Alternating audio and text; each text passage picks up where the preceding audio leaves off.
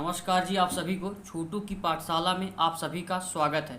जैसा कि थंबनेल में आपने देखा ही होगा, ये चीज़ें स्पष्ट हैं, ये चीज़ें क्लियर है कि आज हम लोग जो बात करेंगे वो ये रहेगा कि कैसे अनवांटेड प्रेगनेंसी को रोका जाए। मतलब अगर आपके मर्जी के बजाय प्रेगनेंसी हो रही है तो कौन कौन से तरीके, कौन कौन से मेथड है कि जो आपके न चाहते हुए भी प्रेगनेंसी ना हो। ठीक है, तो सबसे ये समझते हैं कि प्रेगनेंसी का मेथड क्या है, मैकेनिज़्म क्या है, कि कैसे प्रेगनेंसी हो, क्या ऐसा चीज़ है जिसको हम अगर रोक दें तो प्रेगनेंसी रुक जाए। तो अल्टीमेट मेथड कोई भी हो, हमें प्रयास यही करना है कि जो मेल का स्पर्म है वो फीमेल के ओवम से ना मिल पाए।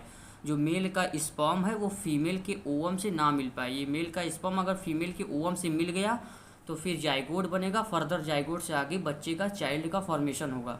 तो हमें यही रोकना है। इसके लिए जो मेथड बताए गए हैं वो मतलब कई बेस पे बताया गया है। सबसे पहला है नेचुरल मेथड, जिसमें केवल आपके अंडरस्टैंडिंग से ही चीज़ें होंगी। दूसरा है जो उसमें कुछ खर्चा आ सकता है। तीसरा में मतलब ऐसे होता है नेचुरल मेथड, क्या आपका खर्चा नहीं आएगा, केवल आपके अंडरस्टैंडिंग से, आपके परफेक्ट नॉलेज से ये मेथड अप्लाई हो सकता है।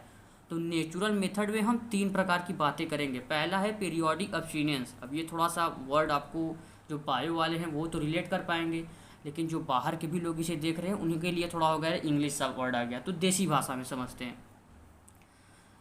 हम ये सभी जानते हैं कि सभी फीमेल्स में मेंस्ट्रुअल साइकिल चलती है, जिसे हिंदी में आवर्त चक्र कहते हैं। ठीक है, तो 10 से 17 दिन, डे 10 से डे 17, इन्हीं के बीच ओवम रिलीज होता है। मतलब 10 से लेकर 17 दिन के बीच, ये 7 दिन का जो गैप होता है, इसके बीच में ओवा रिलीज होता है।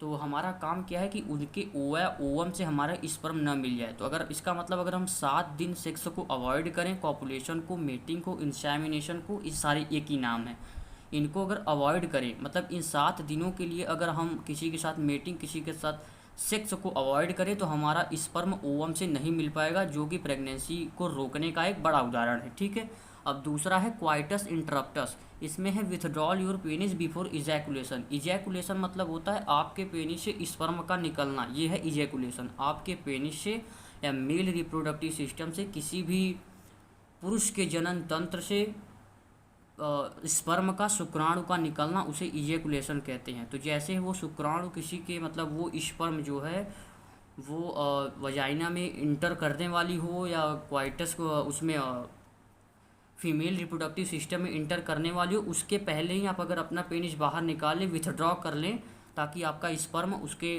फीमेल रिप्रोडक्टिव सिस्टम में ना जा पाए। तो एक ये तरीका हो गया प्रेगनेंसी को रोकने का। स्पर्म ही नहीं जाएगा तो ओवम से मिलेगा कैसे। ठीक है, ये दो तरीका हो गया। तीसरा हो गया लैक्टेशनल अमीनोरिया। ये क्या होता है कि जब कोई भी फीमेल माँ बन जाती है तो वो कहते हैं ना, वो 6 महीने तक बच्चों को दूध पिलाती है। तो वो 6 महीने का जो टाइम ड्यूरेशन है, उस समय मेंस्ट्रुअल अब्सेंट होता है। अगर बोले तो मेंस्ट्रुअल अब्सेंट रहेगा तो ये चीज़ें अब्सेंट रहेंगी। जो 10 से 17 है, ये चीज़ें अब्सेंट हो जाएंगी, तो ओवम रिलीज ही नहीं होगा। मतलब अगर मेंस्ट्रुअल अब्सेंट को दूसरी भाषा में बोले तो ओवम का या ओवा का रिलीज ना होना दर्शाता है। मेंस्ट्रुअल का अब्सेंट, ओवा का रिलीज ना होना दर्शाता है। तो उस टाइम अगर आप इंसेमिनेट, कॉपुलेशन या सेक्स करते हैं तो उस टाइम आपका, क्योंकि ओवा रिलीज होगा ही नहीं तो स्पर्म जाके भी क्या कर लेगा। ठीक है, तो वहाँ पे आपकी प्रेगनेंसी नहीं होगी। ये टाइम हुआ। ये 3 नेचुरल मेथड है। आपने देखा इसमें बाहर के किसी चीज़ की ज़रूरत नहीं पड़ी, आपके अंडरस्टैंडिंग से तीनों मेथड हो सकते हैं। अब आगे बढ़ते हैं किसी और मेथड पे। अब अगला है हमारा बैरियर मेथड, मतलब मेल रिप्रोडक्टिव सिस्टम और फीमेल रिप्रोडक्टिव सिस्टम, इनमें लगाने के लिए कुछ बैरियर, कुछ ऐसे थिंग्स बाहर मार्केट में अवेलेबल है जिन्हें आप यूज करके प्रेगनेंसी को रोक सकते हैं। ये आपकी, जैसे मेल रिप्रोडक्टिव सिस्टम में अगर आप इसको यूज करेंगे तो आपके स्पर्म को फीमेल रिप्रोडक्टिव सिस्टम में जाने से रोक देंगे, या अगर फीमेल इसे यूज़ करेंगी तो मेल का स्पर्म जा ही नहीं पाएगा, उनके ओवम तक पहुंच ही नहीं पाएगा। रास्ते में ही नाम से ही स्पष्ट है, बैरियर मतलब लग जाएगा, कोई बैरियर लग जाएगा। इधर ओवम है, इधर स्पर्म है, तो स्पर्म यहाँ आ ही नहीं पाएगा, इसके बीच में कोई बैरियर हो जाएगा। अब बैरियर है क्या? सबसे कॉमन और सबसे फेमस बैरियर जो है वो आपका है, एक पहला है कॉन्डोम। ये मेल और फीमेल दोनों के लिए अवेलेबल है। इसे मेल और फीमेल दोनों यूज कर सकते हैं, उनके लिए अलग अलग अवेलेबल है मार्केट में। और दूसरा बी नंबर पे बात करें तो डायाफ्राम, सर्वाइकल कैप और वॉल्व्स। डायाफ्राम, सर्वाइकल कैप्स और वॉल्व ये फीमेल के लिए यूज होता है। आप ये याद रखेंगे, कॉन्डोम जो है वो मेल और फीमेल दोनों के लिए है, और ये जो है डायाफ्राम, सर्वाइकल कैप्स और वॉल्व्स, ये है फीमेल के लिए। ये क्या करते हैं, कवर द सर्विक्स, जो सर्विक्स को कवर कर देते हैं। फीमेल रिप्रोडक्टिव सिस्टम में एक सिस्टम, एक एरिया होता है सर्विक्स, जिसमें आप अगर डायाफ्राम, सर्वाइकल कैप्स, वॉल्स को अगर कवर कर देंगे, सर्विक्स को कवर कर देंगे, तो स्पर्म आगे नहीं बढ़ पाएगा। मैंने बोला ना, बैरियर लग जाएगा। ये मान लीजिए सर्विक्स है, आपने डायाफ्राम, सर्वाइकल कैप्स और वॉल्स का यूज करके इसको कवर कर दिया, तो स्पर्म यहाँ से आएगा, यहीं रुक जाएगा, ओवम तक नहीं पहुँच पाएगा, जिससे चाइल्ड का फॉर्मेशन नहीं हो पाएगा और प्रेगनेंसी रुक जाएगी। ये हो गया, मैंने फर्स्ट मेथड बताया नेचुरल मेथड, दूसरा है बैरियर मेथड। अब तीसरा है आईयूडीज। आईयूडीज में देखते हैं क्या होता है। सबसे पहली बात आप ये रखेंगे, मोस्ट वाइडली एक्सेप्टेड है, इनमें फेलियर के चांसेस रहते हैं। जो बैरियर मेथड है या नेचुरल मेथड है, हो सकता है आप इसको फॉलो करें, उसके बाद भी प्रेगनेंसी हो जाए, चांसेस रहते हैं। तीसरा है इंट्रा यूटेराइन डिवाइस, ये मोस्ट वाइडली एक्सेप्टेड है। मोस्ट वाइडली एक्सेप्टेड का मतलब सबसे ज़्यादा इसको माना जाता है।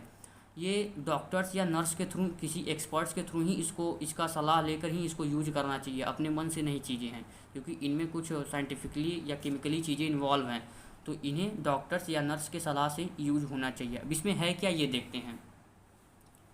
पहला है इसमें नॉन मेडिकेटेड, दूसरा कॉपर रिलीजिंग है, मतलब जो हम यूज करेंगे उसमें से कॉपर रिलीज होगा। तीसरा जो चीज़ हम यूज करेंगे आयोडीज के रूप में, उसमें से हार्मोन रिलीज होगा।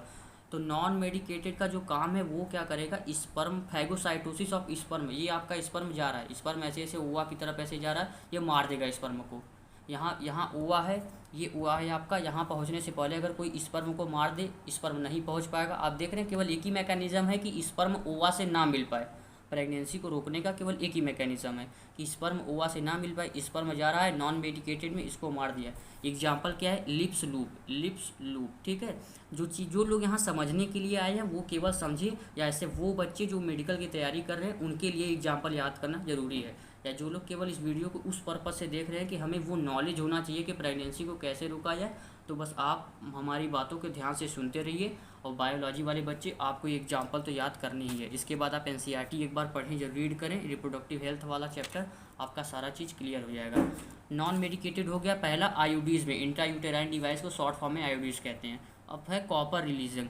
कॉपर रिलीजिंग क्या करता है, सप्रेस स्पर्म मोटेलिटी, ऐसा मैकेनिज्म होता है कि जो स्पर्म सबसे पहले ओवा के पास पहुंचेगा वही फ्यूज करके आगे चाइल्ड बनाता है।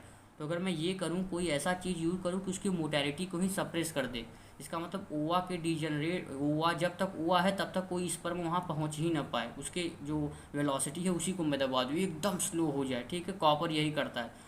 फर्टिलाइजिंग कैपेसिटी को भी मार देता है। अगर मान लो पहुँच भी गया तो फर्टिलाइज, इतना उसके पास शक्ति बचे ही ना कि वो फर्टिलाइज कर पाए, एकदम थका हारा सा। तो ये काम कॉपर करता है, कॉपर रिलीजिंग का यही काम रहता है। एग्जाम्पल देख लीजिए, कॉपर दोनों याद ही इसमें अपने आप याद हो जाएगा। एक ही याद करना है, मल्टीलोड 375, कॉपर टी और कॉपर 7, ये तो नाम से ही याद हो गया, कॉपर नाम में ही आ रहा है। और तीसरा है मल्टीलोड 375, ठीक है। अब इसके बाद आयोडीज में तीसरा, पहला नॉन मेडिकेटेड था, दूसरा कॉपर रिलीजिंग था, तीसरा है हार्मोन रिलीजिंग। ये क्या करता है, इम्प्लांटेशन को अनसूटेबल बनाता है। मतलब मैं ये कहूँ कि इस कैप में मुझे इस पेन को इम्प्लांट करना है, पेन को डालना है। जो लोग चाहेंगे कि पेन इस कैप में चला जाए, तो पेन का कैप पेन के लिए सूटेबल होगा, तब तो पेन इसमें चला जाएगा। मैं कर दूं कि जहाँ से पेन को मुझे इसमें डालना है, मैं पूरा इसको एकदम कुछ के एकदम छोटा पतला सा कर दूं, तब पेन इसमें जा पाएगा, नहीं जा पाएगा। क्यों? क्योंकि ये कैप पेन के जाने के लिए अनसूटेबल हो गया, अव्यवस्थित हो गया, ठीक है। वही चीज़ है, इम्प्लांटेशन एक ऐसा मेथड है। इम्प्लांटेशन का मतलब कि आपका जब स्पर्म ओवा से मिल जाता तो जाइगोट जो है वो इम्प्लांट होता जाके किसी चीज़ में, क्योंकि डिटेल में नहीं जा रहा हूँ, क्योंकि ये ह्यूमन रिप्रोडक्शन में आपको सिखाऊंगा मैं क्या होता है इम्प्लांटेशन। तो अगर मैं इम्प्लांटेशन को ही रोक दूँ, ये भी एक इम्प्लांटेशन ऐसे समझिए एक बड़ा रोल प्ले करता है प्रेगनेंसी में या किसी बच्चे के फॉर्मेशन में। तो इम्प्लांटेशन को रोक देंगे तो प्रेगनेंसी रुक जाएगी, ठीक है, सिंपल सी बात है। तो हार्मोन रिलीजिंग में अनसूटेबल करता है इम्प्लांटेशन को। एग्जाम्पल क्या है, LNG-20 प्रोजेस्टर्ड, LNG-20 प्रोजेस्टर्ड। अब इसमें एक चीज़ आती है सहेली। सहेली क्या है भाई? सहेली नॉन स्टेरॉइडल है, ये आप याद रखेंगे। ऐसा समझिए कि जैसे पिल्स भी लेते हैं कुछ लोग अपने प्रेगनेंसी को रोकने के लिए, पिल्स का मतलब टैबलेट, कुछ दवाइयाँ, उन्हीं में से एक है सहेली। सहेली क्या है? नॉन स्टेरॉइडल है, वंस इन वीक, हफ्ते में एक बार, सप्ताह में 7 दिन में एक बार ली जाती है। हाई कंट्रासेप्टिव वैल्यू, इसका मतलब इसका जो रिजल्ट आता है वो काफ़ी अच्छा आता है सहेली का, तो लोग इसे यूज करते हैं। अब हम देखेंगे स्टेरिलाइजेशन, ये परमानेंट मेथड है, ये परमानेंट मेथड है जो ये मान ले कि आज के बाद हमें बच्चा चाहिए ही नहीं, उसके लिए ये एक लास्ट मेथड आता है स्टेरिलाइजेशन, जिसे हिंदी में नसबंदी के नाम से जानते हैं। मेल में वैसेक्टॉमी, पुरुषों में वैसेक्टॉमी होता है, फीमेल्स में, औरतों में ट्यूबेक्टॉमी होता है। अब अलग अलग समझ लेते हैं क्या होता है वैसेक्टॉमी, क्या होता है ट्यूबेक्टॉमी। वैसेक्टॉमी का मतलब वास्ट डिफरेंसेस को कट कर देना। अब जो बाहर से हैं उनको मैं समझा दूं कि वास्ट डिफरेंसेस आप ऐसा समझिए कि एक ऐसा नली, एक ऐसा पाइप है जहां से स्पर्म हो के ही आपके पेनिस में आएगा, उसके बाद इजेकुलेशन के थ्रू आपके पेनिस से बाहर आएगा मतलब फीमेल रिप्रोडक्टिव सिस्टम में इंजेक्ट होगा। तो अगर मैं ये करूं कि वो पाइप ही, वो नली ही वो काट दूं अगर, तो जब नली पाइप ही नहीं रहेगी तो स्पर्म आएगा कहाँ से? जब स्पर्म नहीं आ पाएगा तो इसका मतलब ओवम से स्पर्म मिल ही नहीं पाएगा। ये है वैसेक्टॉमी। ठीक इसी प्रकार है ट्यूबेक्टॉमी। फैलोपियन ट्यूब एक होती है, मतलब इस ट्यूब में से ओवा जो है वो स्पर्म से मिलने के लिए आती है। अगर मैं ये ट्यूब ही काट दूं, इधर का ट्यूब काट के इधर बांध दूं, इधर का ट्यूब काट के इधर बांध दूं, तो ओवा यहाँ तक तो आएगी, आगे ट्यूब कट चुका है तो आगे कैसे जाएगी? वहाँ तो जो बाधा है कुछ देर तक वहाँ रहेगी, फिर डीजनरेट मतलब ख़त्म हो जाएगी। तो सीधा से यही बात है कि दोनों एक दूसरे से मिलने के लिए आते हैं, लेकिन स्टेरिलाइजेशन में दोनों के जो रास्ते हैं उनको काट के बांध दिया जाता है।